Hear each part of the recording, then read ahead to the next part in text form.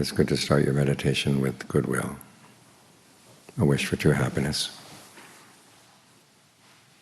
And the Buddha recommends that you make that unlimited happiness all around, true happiness all around.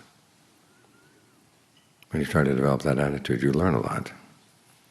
You start thinking about what really does make people happy. And does our happiness have to conflict with the happiness of others? If it's true happiness, it doesn't. True happiness comes from within. It comes from the good things we do inside, and that then come out in our actions. They did a study one time about babies. One of the observations they made was that the things that make babies happiest are when they can do something again and they get the same results. Again and again and again, same results again. It drives us crazy. They'll make a noise, they'll hit something. But it's their way of exerting agency. They're beginning to understand cause and effect. There's a sense of power that comes with that.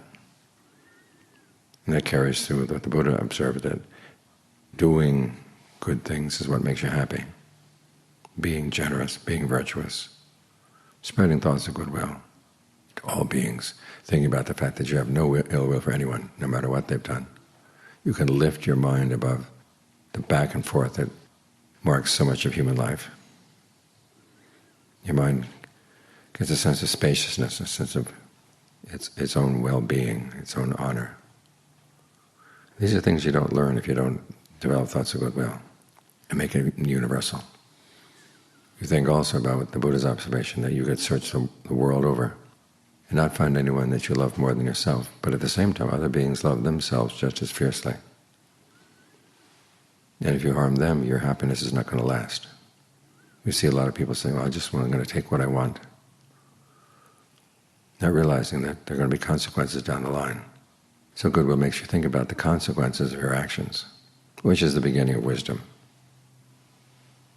As the Buddha said, wisdom starts with the question, what when I do it will lead to my long-term welfare and happiness? When you think about genuine happiness, it has to be long-term. So when you think about your actions, what are you going to do? What are you going to say? What are you going to think? You have to ask, well, what will be the long-term consequences of my actions? Will they harm me? Will they harm others? If they're going to be harmful, why do them? This way you learn a lot from having that original intention. You might call this Metta cognition, M-E-T-T-A, the things you learn from having goodwill. You don't learn just by watching things arise and pass away, arise and pass away. You're not going to learn causation that way. You have to do things like scientists do.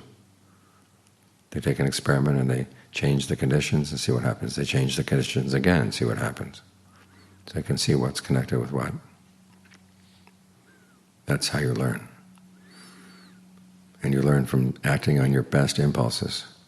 Because if you know an impulse is going to be harmful and you act on it and you see this harm, well, you haven't learned anything. But if you act on your best impulses and see that there's still something lacking, well, you've learned something. Your best impulses were not that well informed. They're not yet skillful. This is what you want to develop, is skillfulness in your thoughts, your words, your deeds. So these are some of the things you learn by developing goodwill all around. Looking for a genuine happiness, a happiness that really lasts. And having that same attitude toward others. Because after all, if you have ill will for them, you're going to do things and it's going to come back at you. So you act on your goodwill, and you learn to turn it into skillful will. That's how you grow in the practice. And that's how your happiness grows as well.